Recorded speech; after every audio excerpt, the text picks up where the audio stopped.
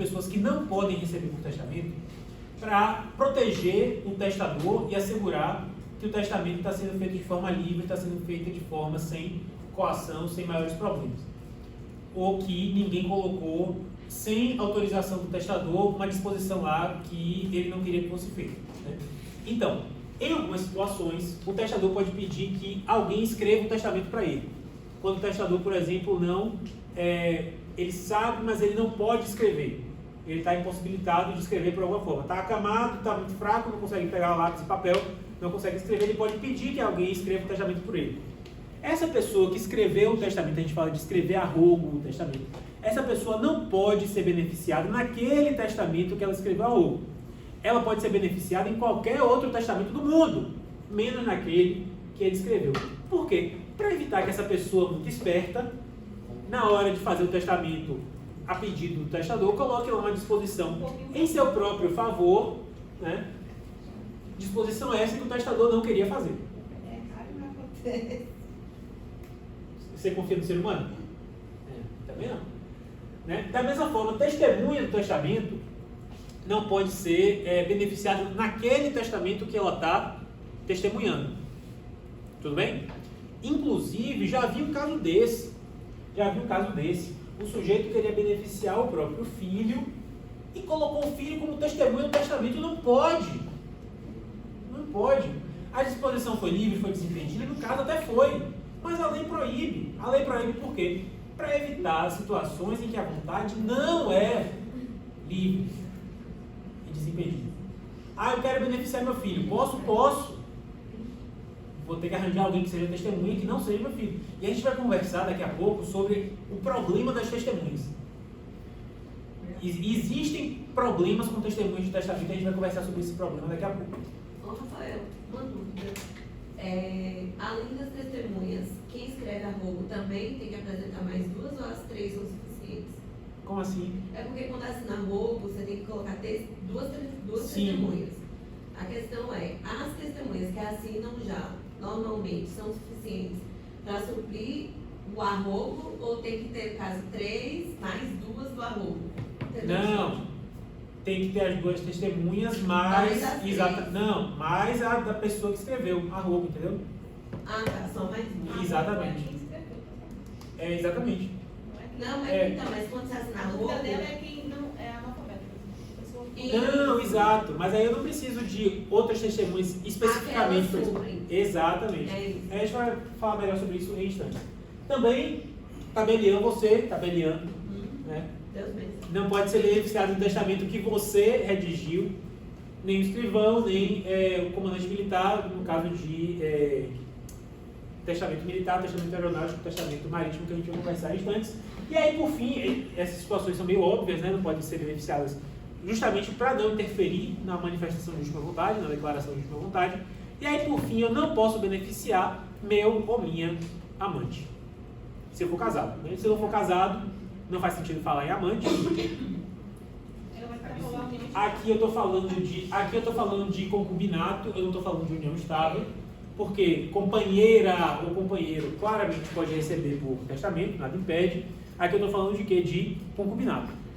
A pessoa casada pode ter uma união estável, sim ou não? Quem é casado pode ter união estável? Pode, vírgula, desde que não haja mais sociedade conjugal, ou seja, desde que não tenha mais convivência conjugal com a pessoa com quem ele é casado, ou seja, desde que esteja separado, ou juridicamente, por meio de decisão judicial, por meio de escritura pública de separação, ou por separação de fato, né? Então, a pessoa casada, mas separada, pode ter união estável e nessas condições, nessas circunstâncias, nada impede que o companheiro ou a companheira seja beneficiado do testamento, embora a pessoa ainda seja casada. Nada impede, tudo bem?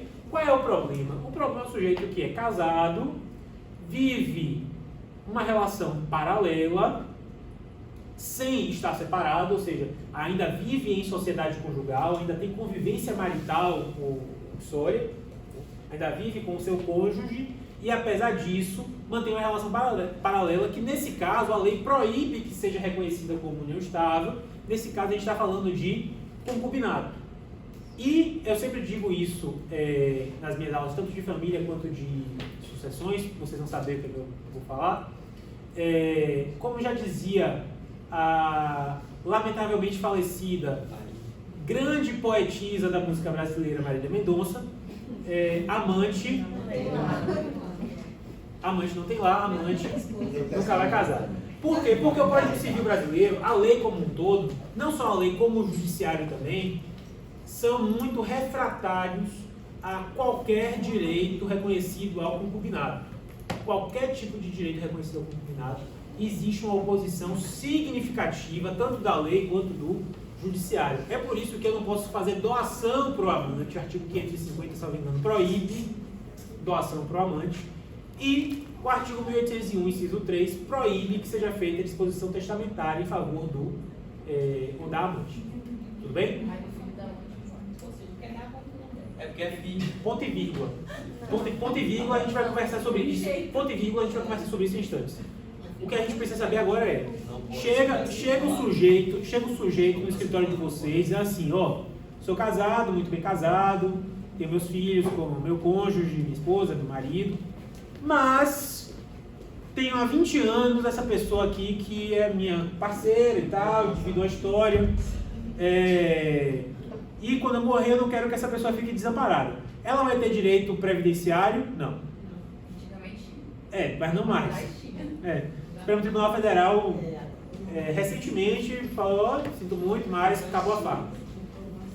Tem direito previdenciário? Não. Tem sucessão legítima? Nem pensar. Né? Posso fazer um testamento para essa pessoa? Não pode, a lei proíbe. Se só eles soubessem da relação deles, poderiam. Bora lá. Ele pode? Não. Alguém vai... É possível que alguém saiba. Como que é amigo dele e ninguém conhece? Meu amigo de 20 anos. Depois de Qualquer dele. o amor dele. Por que você conhece?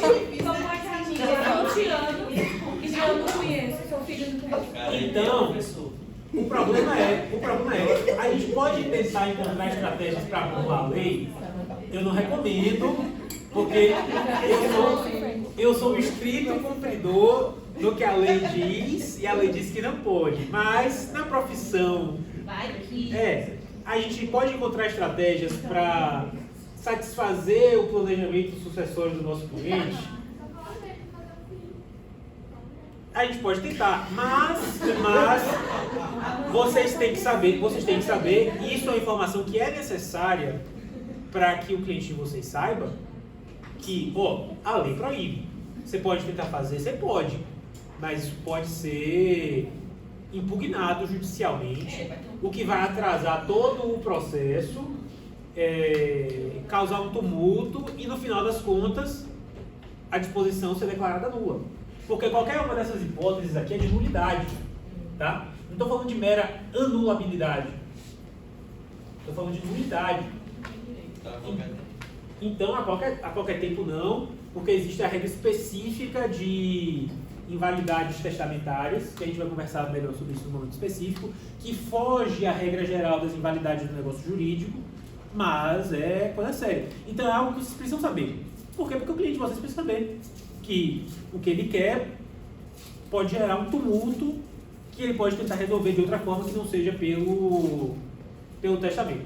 Mas a tabelião não pode indicar. Compra um imóvel, bota o nome dessa pessoa, acabou. Tem 20 anos junto mesmo, se a pessoa for embora, pelo menos ela paga. Foi. A tabelião pode chegar e falar, infelizmente eu não consigo expor o testamento dessa forma. Bora lá. Em relação a essas outras situações, é mais fácil de você visualizar, o tabelião visualizar. Porque ele está vendo, eu estou dispondo em favor de Maiana é testemunha do testamento, não pode. Não, mas no caso aí... No caso do concubinato, o problema é como é que o tabelião vai saber que A pessoa chega com a namoradinha lá e não é a que Eu já vi que comentou dentro da a tabelião perguntou qual é o tipo de relação que estou tendo com essa pessoa. Aí a pessoa chegou e falou, olha, a minha namorada. Ela falou, não pode. E aí ele falou, mas aí ele falou, na qualificação dele tá lá casado. Mas o senhor falou que é casada, mas ela é minha namorada, não posso. Aí ela falou, pulamos. Ela ainda foi grossa, pulamos pra próxima. Evitou. Mas se ele não convive mais com a esposa, pode. A questão é essa. A questão é essa. A qualificação é casada. Não, mas a pessoa casada Mas pode. ele estava... Casado ainda. Ela era amante, veio É, Se ela não tivesse essa informação, ela tinha que perguntar. Né? O senhor, a senhora ainda vive com seu cônjuge ou está separado? Porque se estiver Você é separado. casado, sou casado. É porque ser casado não impede de ter um Não, estado. sei, da questão da separação de corpos e Ah. tal. Não, mas sim, ele falou Ei, que sim. professor. Aí por isso que ela falou, não. Eu só E esqueci. essa nulidade que nós A pessoa esquece de falar que a pessoa que Não tem estado. vive no estado e aí constitui outra no estado. Nesse caso, a gente não está falando especificamente dessa situação. Até deveria haver a nulidade. Deveria. Mas como aqui a gente está falando de norma restritiva de direito, a gente tem que interpretar de forma restritiva. Mas o que é que acontece? Essas disposições são nulas, né? Essas disposições continuam sendo nulas, ainda que eu faça simulação de contrato oneroso. Como assim simulação de contrato oneroso? A IPC falou assim, a gente tem que dar um jeito, vamos beneficiar a criatura. Aí o sujeito faz assim, eu não posso deixar 100 mil reais para ela, porque sou casado e a lei proíbe que eu deixe qualquer benefício hereditário, um testamento para meu concubino. Então, vou fazer assim. Confesso que contraí uma dívida de 100 mil reais com fulana e nunca paguei. Então, responsabilizo o meu espólio pelo pagamento dessa dívida vencida e não paga. O que é que o sujeito está fazendo aí? Simulando, dizendo que tem uma dívida que não existe. Né? O que é isso? Simulação é causa de nulidade da cláusula. A mulher fica danada, coitada. E a outra hipótese de simulação é a simulação subjetiva. O que é simulação subjetiva? Simulação subjetiva é, eu quero a aparência de que eu estou fazendo uma disposição para Rebeca, quando na verdade estou fazendo uma disposição para Vitória. O que isso significa? Vitória é meu concubino, minha concubina. Posso fazer disposição testamentária para ela? Não. Só que Rebeca é irmã de Vitória. Aí eu viro e falo, deixo um apartamento para Rebeca, porque é muito minha amiga, muito gente boa, e esteve comigo nas horas difíceis, e, portanto, merece ficar com um imóvel para ter uma moradia enquanto ela for viva. Pronto. O que eu estou fazendo aí? Eu quero beneficiar Vitória, mas eu faço a disposição em favor da irmã dela. Não me diz a simulação subjetiva. Eu quero a aparência de um negócio jurídico com alguém, mas eu quero o conteúdo de um negócio jurídico com outra pessoa. E isso eu também não posso fazer. É por isso que a lei presume a nulidade. A lei presume a nulidade de disposições em favor dos ascendentes, descendentes, cônjuge ou companheiro. A lei presume que eu estou usando laranja, né, que eu estou fazendo a chamada interposição de pessoas. O que é interposição de pessoas? Simulação subjetiva. Digo que quero beneficiar um, quando na verdade eu quero beneficiar outra pessoa. E a lei presume a nulidade, não só de eu fazer disposição em favor dessas pessoas, mas se eu fizer disposição em favor dos filhos delas, ou dos pais delas, ou do cônjuge, ou do companheiro delas. Tudo bem? Também dos irmãos. E nesse caso, a lei, e o pior, nesse caso a lei presume a nulidade. A lei presume a nulidade. Não precisa nem prova o contrário. Não precisa fazer prova de que é simulação. Basta provar o quê? Certidão de nascimento, dizendo assim, ó, fulano é irmão da testemunha do testamento. Ou então, fulaninha é filha do tabelião. Pronto, a lei impõe a nulidade, já foi. Nulo, zero, pá. E mais, a lei presume esses casos, mas nada impede que, por exemplo, meu concubino, Débora, Lara é prima de Débora. A lei não presume a nulidade a simulação, a lei não presume a simulação no caso de primo, presume no caso de irmão, não presume no caso de primo. Mas nada impede que os herdeiros legítimos façam prova de que nesse caso aqui eu queria beneficiar a Débora, mas na aparência eu estou beneficiando a prima dela, porque eu quero fazer interposição de pessoas. Ou seja, a lei fecha o cerco. A lei é muito rigorosa nesse caso. E aí por isso que a gente precisa ser o quê? PC? Criativo, né? Precisa ser criativo para fazer um adequado planejamento sucessório. Aí a Cristina falou assim, mas o filho da amante eu posso beneficiar. Aí eu falei assim, ponto e vírgula. Desde que seja filho do amante com o testador. Ser filho só do amante não pode. Filho só do amante não pode. E professor? A lei fala assim, e a lei fala isso porque o Supremo Tribunal Federal, salvo engano, desde a década de 60 ou 70, já decidia nesse sentido. O Supremo Tribunal Federal já decidia há muitas décadas, no sentido de que se o concubino tem um filho com o testador, né, se a amante tem um filho com o testador, esse filho pode ser beneficiado. Se é filho só do amante, não pode. Se for filho do testador com a amante, pode. Pelo simples fato de ter filho. E aí,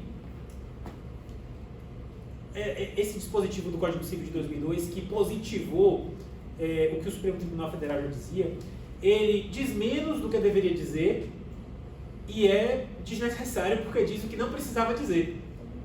Por que eu estou falando isso? Ninguém precisava dizer, o Código Civil não precisava dizer que o filho do testador com a amante podia receber um testamento, por quê? Porque é filho do testador. Não precisava.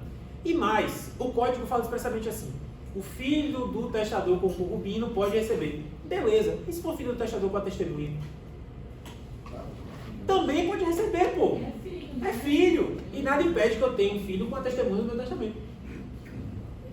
Então é um dispositivo, ao mesmo tempo que desnecessário, diz menos do que deveria dizer. Stephanie, pode falar. Mas eu acho que essa é uma, infelizmente, talvez seja uma forma de burlar o sistema. Porque hoje é mais tranquila a socioafetividade. Então a pessoa pode falar assim, não, mas eu reconheço como meu filho, vou colocar meu nome no registro, porque ele vai ganhar tudo que é meu e na verdade vai ficar com a amante. Às vezes o filho não é dele. Não precisa ser um filho biológico. Então tem como usar isso para burlar o sistema e deixar a menos, e aí você vai ter uma discussão judicial muito difícil de provar que essa socioafetividade não existia. Até pode ser, porque pode ser que exista mesmo. Sim. E professor, e se for beneficiar o filho do concubino, mas na verdade quer beneficiar o amante também, e quer pessoas usando o filho? Nesse caso não tem o que fazer. Nesse caso não tem o que fazer. Eu penso que é um tema muito importante, então, porque tem relevância prática, no sentido de que a maioria das pessoas que buscam fazer um testamento é que estão enroladas nesse sentido. Tentando resolver lá na frente uma coisa que está meio embaralhada e fica, meu Deus, quando eu morrer, como é que fica essa mulher que me acompanhou, que foi minha concubina por tantos anos e eu vou fazer o que eu quero. E eu vou te dizer, só um segundo mais. E eu vou te dizer que existem dois perfis de clientes opostos. Dois perfis de clientes opostos e você vai ter que lidar com os dois perfis. O perfil do cliente que tem a família paralela e quer proteger a família paralela, ou o perfil do cliente que tem a família paralela e quer que o patrimônio fique só com a família conjugal. E você vai ter que lidar com os dois tipos de clientes. E esse segundo tipo de cliente é o que me fez dizer que eu não quero mais essa prática. Eu tenho um testamento no processo que eu estou atuando, que é de 72, onde o testador nasceu em 1896. Jesus. Ele tem um relacionamento, desse relacionamento ele casa, ele tem 3 filhos. Eu vou mandar no grupo porque é exatamente isso. E ele tem 3 filhos. Essa primeira esposa, ele alega no testamento que ela fugiu com os filhos e que aí depois disso ele conheceu Ana. E Ana tem mais 7 filhos. E aí, nesse testamento, que foi feito em 72, ele conta isso, que eu tive um relacionamento, fui casada, ela sumiu, não sei dizer onde está, e eu tenho um relacionamento com Ana e tenho mais 7 filhos. E aí eu deixo 50% para um desses filhos desse segundo casamento, né, dessa união. E aí esses filhos também acabam sumindo. E esse testador falece em 77. Abre o inventário e tudo mais. Ele morreu quando, de 77? Ele morreu em 77, acho que em novembro de 77. E aí a gente está em 2023. E não está resolvido. O inventário não foi resolvido, o juiz extinguiu porque não conseguiu juntar todas as peças. Não deveria. Não deveria. E inventário não se extingue sem resolução de Se direito. extinguiu sem a resolução. E aí vários fatos acontecem nesse momento, né, de 77 para cá. E hoje esse filho que tem essa metade quer tomar posse de tudo, sendo que dentro do processo foi vendido vários outros imóveis. Então, assim, você falou que possivelmente 60 ou 70 foi definido isso. Então, é um testamento que diz exatamente isso. Ele foi casado, eu entendo que essa Ana era uma amante, só que do jeito que ele colocou ali, ficou bonitinho, ficou parecendo que, eu sofri, e aí depois arrumei o grande amor da minha vida e tá aqui. É exatamente isso. É muito bom. E nesse caso, até para discussão probatória, de saber se havia ou não separação, de fato. Não. É porque em 72, que foi o testamento, né, não havia ainda positivado a ideia de união estável. Ainda era o que se chamava de concubinato puro na época. Né? É o que se chamava de concubinato puro. Que no caso nem era concubinato puro por si só, porque o concubinato puro era quando não havia impedimento de casar. Nesse caso havia impedimento de casar. Sim. Né? Então é difícil. Isso é uma lei da época também, né? Quem tá vivo. Pra poder brigar. Cada lei sucessória do momento da É por isso que eu perguntei pra ela quando foi de 77 que o cara morreu. Por quê? Porque dia 26 de dezembro de 77 veio a lei do divórcio, que previu o que a gente falou mais cedo, a igualdade de direitos sucessórios entre filhos legítimos e ilegítimos. A designação que se usava à época. Mas se Tá foi vendo a antes, questão prática? Quando você aprende. mas se foi antes, Mas foi antes não, que ainda era a redação original da lei 883 de 49, que dizia que era metade do que cabia aos filhos legítimos. Por isso que quando a gente estuda do Juan de Cezine, que fixa a lei da sucessão, é por isso que é importante.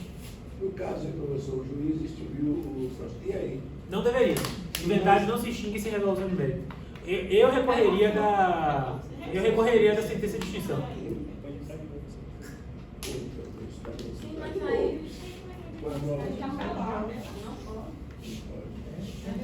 Inventário é um processo assim muito.